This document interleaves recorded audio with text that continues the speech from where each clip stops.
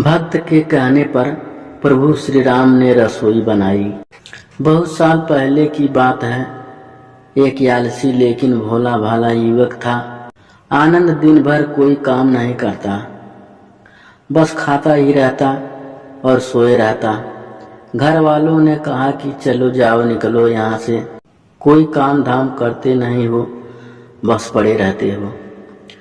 वह घर से निकलकर यूं ही भटकते हुए एक आश्रम पहुंचा। वहां उसने देखा कि एक गुरुजी हैं और उनके शिष्य कोई काम नहीं करते, बस मंदिर की पूजा करते हैं।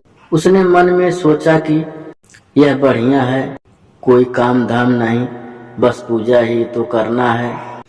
गुरुजी के पास जाकर पूछा, क्या मैं यहाँ रह सकता हूँ? गुरुजी बोले, हाँ हाँ, क्यों नहीं, लेकिन मैं कोई काम नहीं कर सकता हूँ गुरुजी। गुरुजी बोले, कोई काम नहीं करना है, बस पूजा करना होगी। आनंद, ठीक है, वह तो मैं कर लूंगा। अब आनंद महाराज के आश्रम में रहने लगा। ना कोई काम ना कोई धाम, बस सारा दिन खाते रहो और प्रभु भक्ति में भजन गाते रहो। महीना भर हो गया। फिर एक दिन आई एकादशी। उसने रसोई में जाकर देखा कि खाने की कोई तैयारी नहीं। उसने गुरुजी से पूछा कि आज खाना नहीं बनेगा क्या? गुरुजी ने कहा, नहीं, आज तो एकादशी है, तुम्हारा भी उपवास है। उसने कहा, नहीं, अगर हमने उपवास कर लिया तो कल का दिन नहीं देख पाएंगे। हम नहीं कर सकते उपवास, हमें तो भूख लगती है। आपने पहले क्यों नहीं बताया? गुरुजी ने कहा, ठीक है, तुम ना करो उपवास, पर खाना भी तुम्हारे लिए कोई और नहीं बनाएगा, तुम खुद बना लो। मरता क्या ना करता। गया रसोई में। गुरुजी फिर आए। देखो, अगर तुम खाना बना लो तो राम जी को भोग जरूर लगा लेना और नदी के उस पार जाकर बना लो रसोई। ठीक है। लकड़ी, आटा, तेल, घी, सब्जी लेकर आनंद महाराज चले गए। जैसे तैसे खाना भी बनाया। खाने लगा तो याद आया कि गुरुजी ने कहा था कि राम जी को भोग लगाना है। लगा भजन गाने, आओ मेरे राम जी भोग लगाओ जी, प्रभु राम आइए, श्री राम आइए, मेरे भोजन का भोग लगाइए। कोई न आया तो वह बेचैन हो गया कि यहाँ तो भूख लग रही है और राम जी आ ही नहीं रहे हैं। भोला मानस जानता नहीं था कि प्रभु साक्षात तो आएंगे नहीं, पर गुरुजी की बात मानना जरूरी है। फिर उसने कहा, देखो राम जी, मैं समझ गया कि आप क्यों नहीं आ रहे हैं। मैंने रूखा सूखा बनाया है और आपको तरमाल खाने की आदत है, तो सुनो प्रभु, आज वहाँ भी कुछ नहीं बना है। सबको एकादशी है, खाना हो तो यह भोग ही खा लो। श्री राम अपने भक्त की सरलता पर बड़े मुस्कुराए और माता सीता के साथ प्रकट हो गए। भक्त असमंजस में।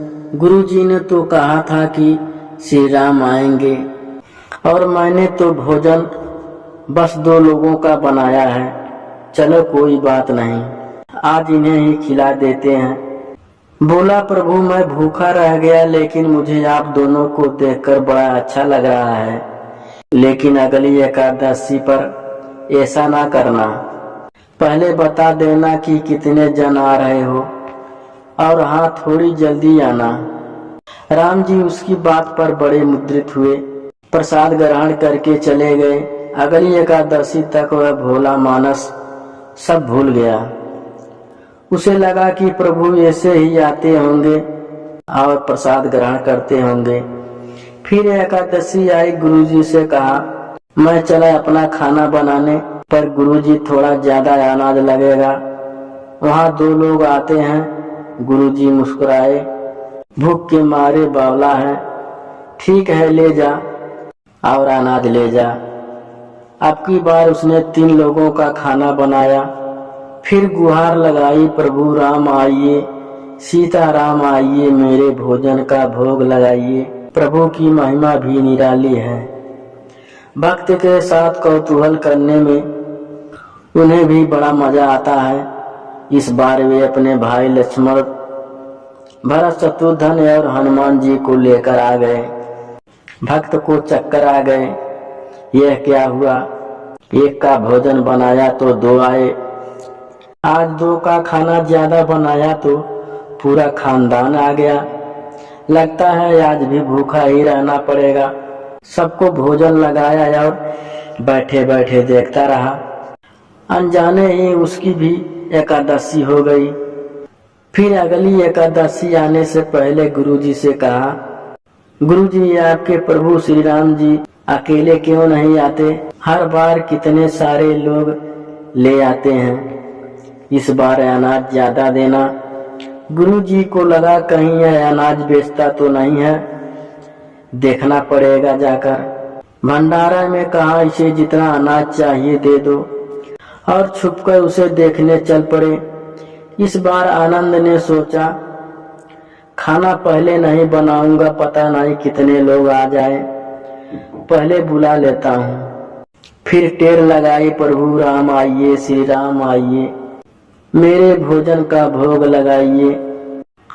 सारा राम दरबार मौजूद। इस बार तो हनुमान जी भी साथ आए, लेकिन यह क्या, प्रसाद तो तैयार ही नहीं है। भक्त ठारा भोला भाला बोला, प्रभु इस बार मैंने खाना नहीं बनाया। प्रभु ने पूछा क्यों, बोला मुझे मिलेगा तो है नहीं, फिर क्या ज्यादा बनाने का, आप ही बना लो और खुद खा लो। राम जी मुस्कुराए, सीता माता भी गदगद हो गई। उसके मासूम जवाब से लक्ष्मण जी बोले, क्या करें। प्रभु बोले, भक्त की इच्छा है पूरी तो करनी पड़ेगी, चलो लग जाओ काम से।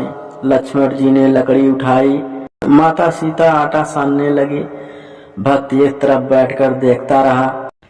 माता सीता रसोई बना रही थी तो कई ऋषि मुनि और यक्ष गंधर्व प्रसाद लेने आने लगे। इधर गुरुजी ने देखा कि खाना तो बना नहीं। भक्त एक कोने में बैठा है, पूछा, बेटा क्या बात है, खाना क्यों नहीं बनाया। बोला, अच्छा किया गुरुजी आप आ गए, देखिए कितने लोग आते हैं प्रभु के साथ। गुरुजी बोले, मुझे तो कुछ नहीं दिख रहा तुम्हारे और अनाज के सिवा। भक्त ने माथा पकड़ लिया, एक तो इतनी मेहनत करवाते हैं प्रभु, भूखा भी रखते हैं और ऊपर से गुरुजी को दिख भी नहीं रहे, यह और बड़ी मुसीबत है। प्रभु से कहा, आप गुरुजी को क्यों नहीं दिख रहे। प्रभु बोले, मैं उन्हें नहीं दिख सकता। बोला, क्यों, वे तो बड़े पंडित हैं, ज्ञानी हैं, विद्वान हैं, उन्हें तो बहुत कुछ आता है, पर वे सरल नहीं हैं तुम्हारी तरह, इसीलिए उनको नहीं दिख सकता। आनंद ने गुरुजी से कहा, गुरुजी प्रभु कह रहे हैं कि आप सरल नहीं हैं, इसीलिए आपको नहीं दिखेंगे। गुरुजी रोने और कहने लगे कि वाकई मैंने सब कुछ पाया पर सरलता नहीं पा सका, तुम्हारी तरह, और प्रभु तो मन की सरलता से ही मिलते हैं। प्रभु प्रकट हो गए और गुरुजी को भी दर्शन दिए। इस तरह एक भक्त के कहने पर प्रभु ने रसोई बनाई।